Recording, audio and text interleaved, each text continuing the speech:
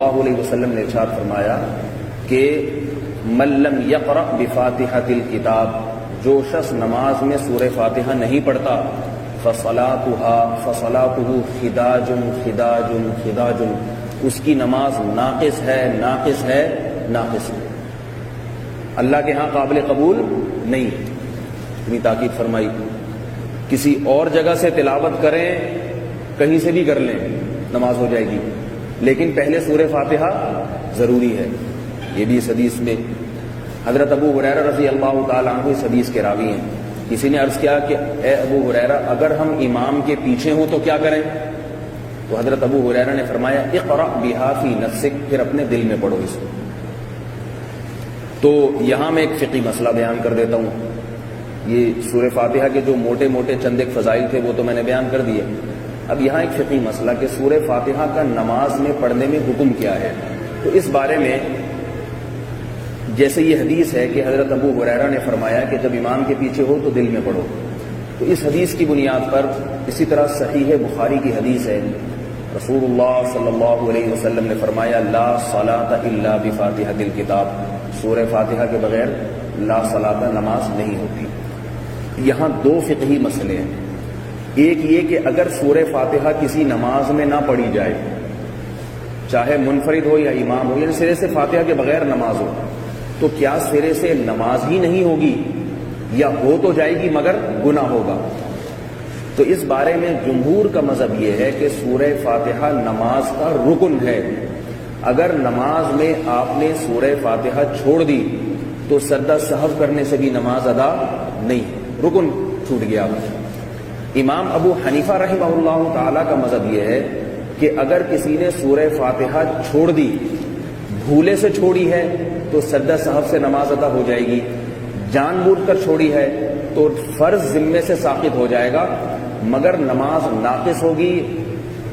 اور یعنی ناقص نماز کا مطلب جیسی نماز اللہ نے واجب کی تھی آپ نے اس طرح سے ادا نہیں کی، لہذا اس کو کامل کرنے کے لیے ضروری ہے کہ نماز دوبارہ پڑھی جائے۔ جان کر چھوڑی ہے تو نماز واجب الاعادہ ہے، فرض ذمے سے ساقط ہو گیا۔ نماز چھوڑنے کا جو گناہ ہے وہ نہیں ہوگا، لیکن نماز کو ناقص کرنے کا گناہ ہوگا، اور ناقص کرنے کے گناہ کی تلافی کیسے ممکن ہوگی؟ دوبارہ پڑھے۔ بھولے سے چھوٹ گئی سجدہ سہو، جان کر چھوڑی دوبارہ۔ دلیل کیا ہے اس کی؟ امام ابو حنیفہ کی دلیل یہ ہے کہ پہلی بات حدیث میں آتا ہے کہ جس شخص کی سورہ فاتحہ چھوٹ جائے، حدیث میں آتا ہے فصلاتها خداج، اس کی نماز ناقص ہے۔ تو ناقص کا لفظ بتا رہا ہے کہ فی نفسی نماز ہو جائے گی مگر ہوگی ناقص۔ ناقص تو اسے کہتے ہیں نا کہ کسی شے کا وجود تو ہو مگر اس میں نقص و عیب ہو۔ ہم کہتے ہیں بھئی تمہارے کپڑے ناقص ہیں، مطلب کپڑے تو ہیں نا،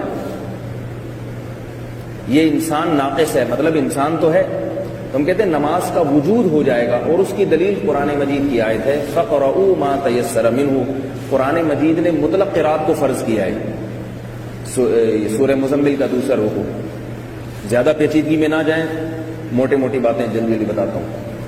اور دوسری بات یہ حدیث میں جو آتا ہے لا صلاۃ الا بفاتحۃ الکتاب، کہ اس شخص کی نماز ہی نہیں ہے جو فاتحہ نہیں پڑھتا، تو اس حدیث میں نماز کی نفی سے مراد مبالغہ ہے کہ نماز اتنی ناقص نماز ہے گویا کہ ہوئی نہیں۔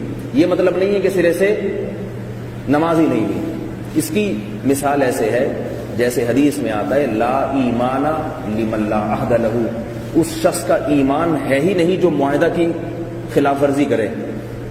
اب کیا مطلب جو معاہدہ توڑ دے تو کافر ہو جاتا ہے کیا؟ ایک اہل حدیث مسلک کے تھے، ان سے میری اس موضوع پر بات ہوئی۔